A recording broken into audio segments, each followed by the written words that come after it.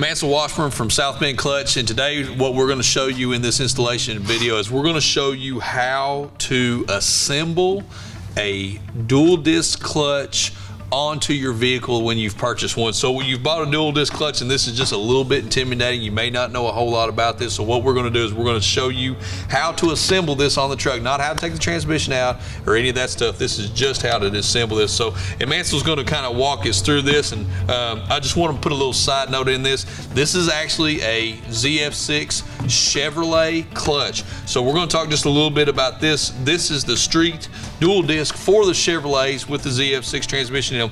South Bend now is including the hydraulic slave and throwout bearing assembly with their all of their South Bend clutches, the street triple, well, I'm sorry, not the triple disc, the street dual disc, the competition dual disc, and the single disc are all getting the hydraulic assembly coming with them for the Chevrolets, the only company out there that's doing that.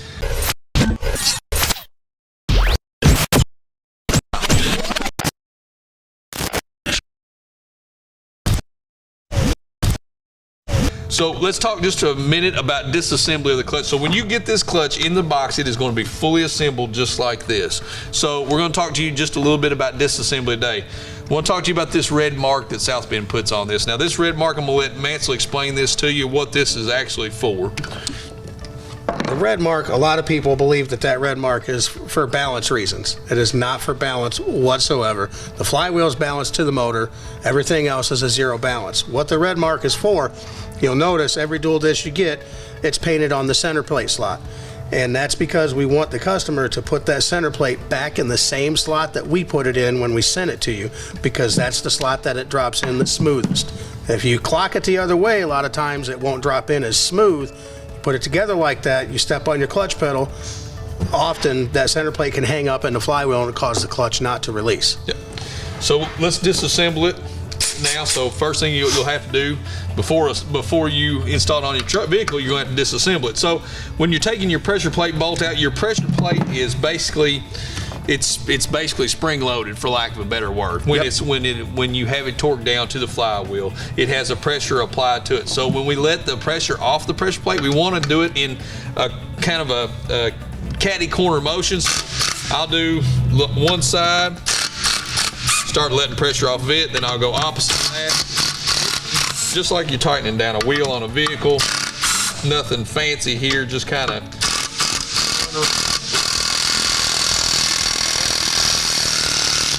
pressure off easy. And then once you'll see the fingers stand up there. Once the fingers have pretty well stood up, all the pressure is off the pressure plate, you can go ahead, take your bolts.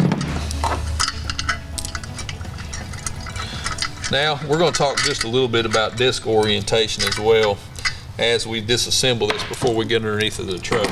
So your pressure plate, again, your red mark is going to help you back with your assembly.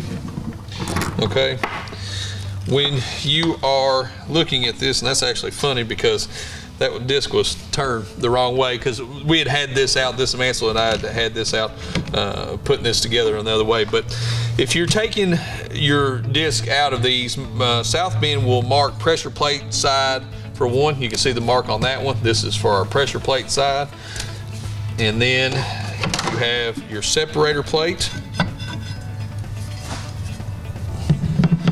And then you can see this disc is going to be marked with flywheel side. So this is marked for flywheel side, but you can also talk to them about, if you ever get confused on the clutch disc, the taller side of the clutch disc always points towards the transmission. That's Is that right. correct? Yep. So you can see this clutch disc, there's actually a couple of different sizes too, or it's taller on this side than it is on this side. So that is always, the taller side is always going to point towards the transmission. This one was marked as pressure plate side, so separator plate there, and then this one pointed towards the pressure plate, and it's marked like that. But if you ever get confused, the taller side always goes towards the transmission. So we got the clutch disassembled now. We're going to go ahead and get underneath the vehicle and put the bolt our flywheel on. So we're going to go ahead and start stacking this dual disc clutch in this truck. Now again, this is a Chevrolet truck. This is going to be the same thing for any dual disc that you do pretty much. One thing Mansell and I were comparing notes on when we start out, we like to both hit them with the air nozzle and get everything off of it. I like to clean the threaded holes out on the crank to make sure that you're going to have good thread engagement on your flywheel bolts.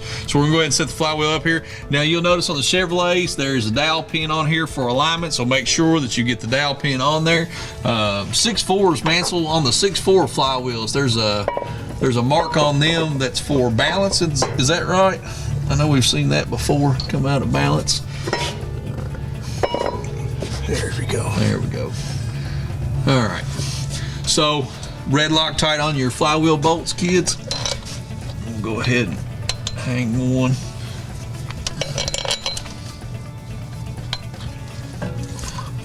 Let's see. Got you into twist, didn't I? A little bit.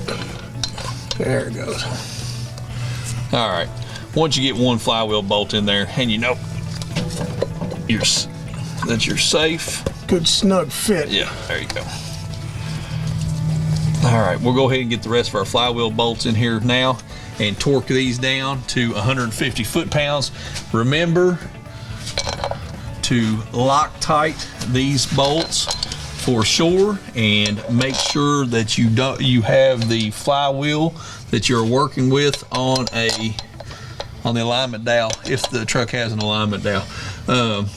The 6.4s I was talking about, I think it's 6.0s are the same, aren't they, Mansell? They only go one way, even though they don't. That's right. Even though they don't have an alignment dowel. That's right. There'll be I think it's an indention in the crank. Is that right, or Yep. something like that? And there'll be an indention in the flywheel that South Bend sends to you that corresponds to that.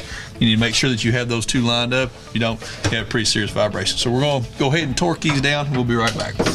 So Adam just brought up a good point. If you're kind of wondering how am I going to torque this down without the flywheel moving, I use a bolt in the bell housing. You've got to be very, very careful with this, because if you get it on a bad ear of the bell housing, you can actually crack the bell housing. If you've got something that's a little bit more stable, it's good as well. You can go out here to one of the one of the cross member bars, whatever, and tighten it down. But you will have to hold this flywheel to torque. So 150 foot-pounds is the torque spec on here. Show what it does without doing it. If you don't do it like that, you're going to get motor's going to turn. So 150 foot-pounds torque on this, which is pretty good torque, and we'll just click through the torques here in a alternating fashion. Crisscross is best, and reason being is because the flywheel has to seat. I'm sorry.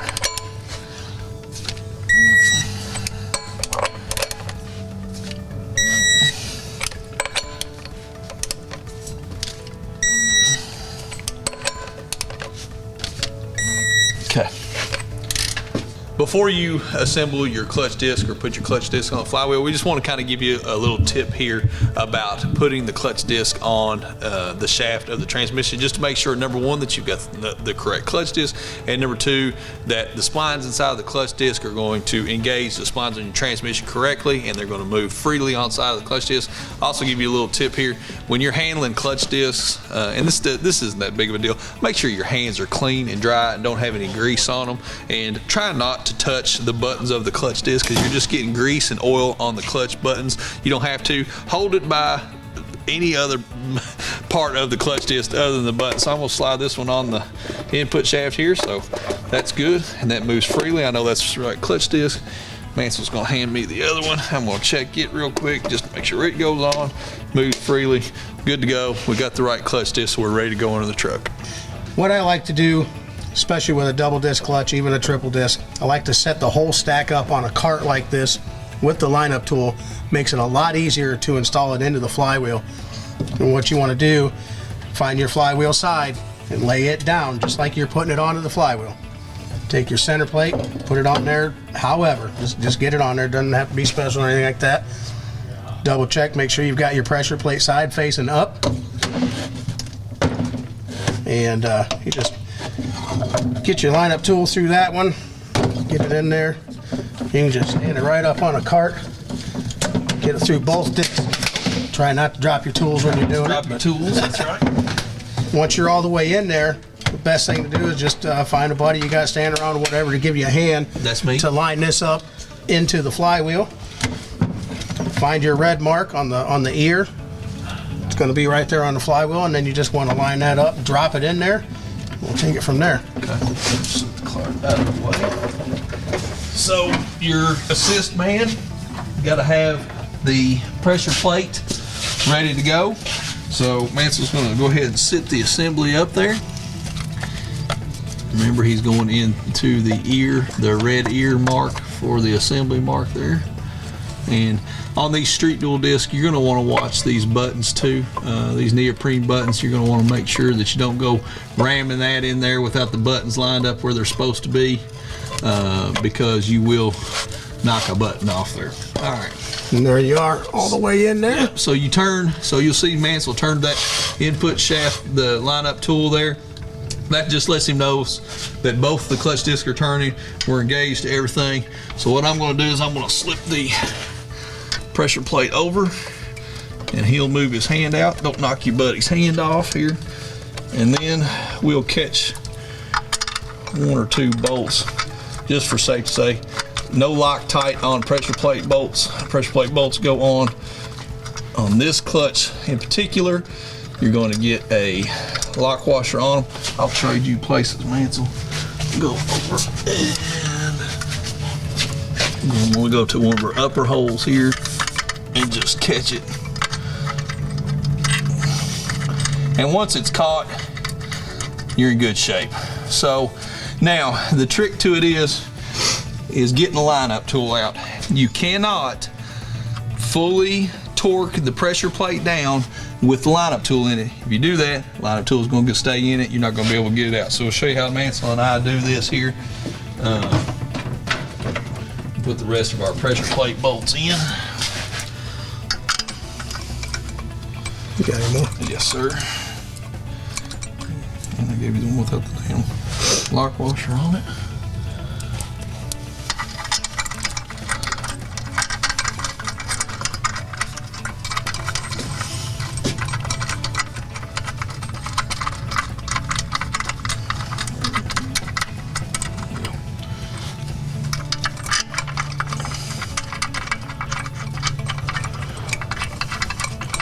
All right, let's torque spec on this pressure plate, Mansell. 38 to 40. 38 to 40 on the Duramax. What we're going to do here,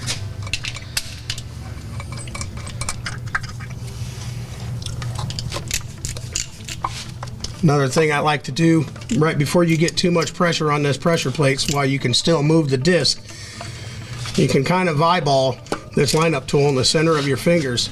Yep. And you can also look down here, right where the pressure plate and everything is meeting the flywheel. You can see that disc. You can see it'll move up and down. You want to just put a little bit of upward pressure on that. Yep. So when you do come back off of it, it's going to stay directly even, and that transmission should drop right in for you. you're centering everything is what you're doing, because even with it in the pilot bearing here, the load that's on that tool, it can pull it down just enough that you won't be lined up when you go to the SEV transmission Right. like he's talking about. So what we're going to do here is we're just going to put just a little bit of pressure on these bolts, just a couple of them in an alternating sequence. I picked the two worst ones I could have possibly picked, Mansell.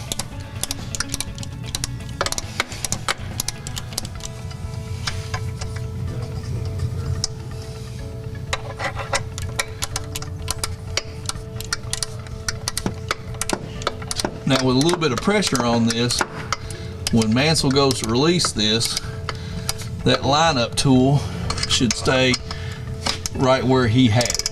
All right, should be able to walk off of it right there. Oh, see, now it moved down just a little bit, so we'll recenter I it. think that was a tool. That Was it a moved. tool? Okay. Yeah, the disc stayed. All right, It this should be thing. good. Okay.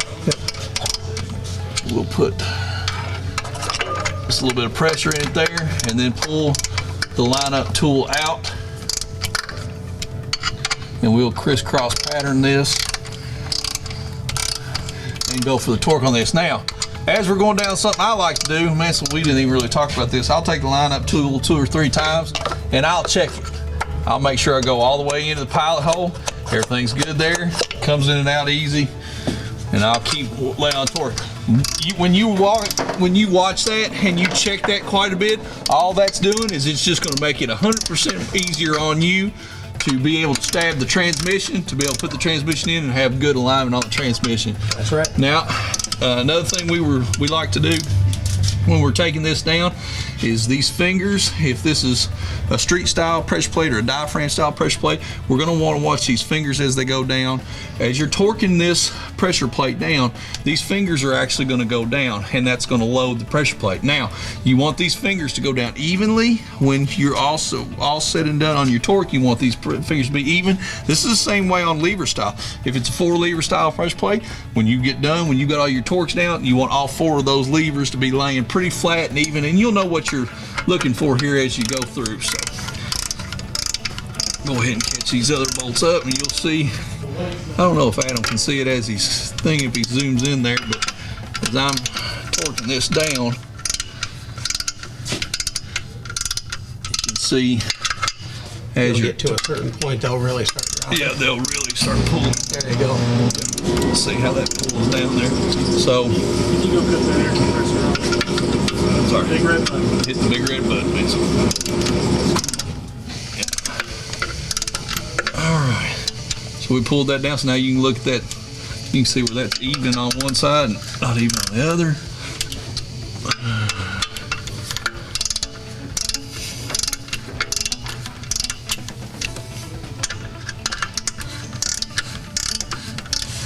So we've got our pressure plate torqued down, and you can see that our fingers on the pressure plate, this diaphragm style pressure plate, boy, it's a hard thing to say. The fingers are all even there, so you've got a good even. A lot of people don't really realize that the fingers on the pressure plate are what your throwout bearing engages. When you push your clutch in, the magic happens through the line, the throwout bearing comes out, it touches the fingers of the pressure plate loosens the clutch, and all the good things happen. So you've got to make sure that your fingers are even. If the fingers aren't even, you don't have it torqued down properly, you're not going to have, it's not going to release, it's not going to engage properly, so on and so forth. It's not going to work good. So Mansell Washburn got the pro in here today. He's helped us with this install, and we've appreciated it. And I thought it was cool that we actually got to do this on a Chevrolet, because the Chevrolets don't get much love, but here we are and doing the best we can. So Mansell, thank you so much, man. Appreciate it. Anytime. Check out all of our videos on this. We've got some other videos that we did with Mansell, so check those out on Facebook, or check those out on our page. Like and subscribe to our channel. Thanks for watching.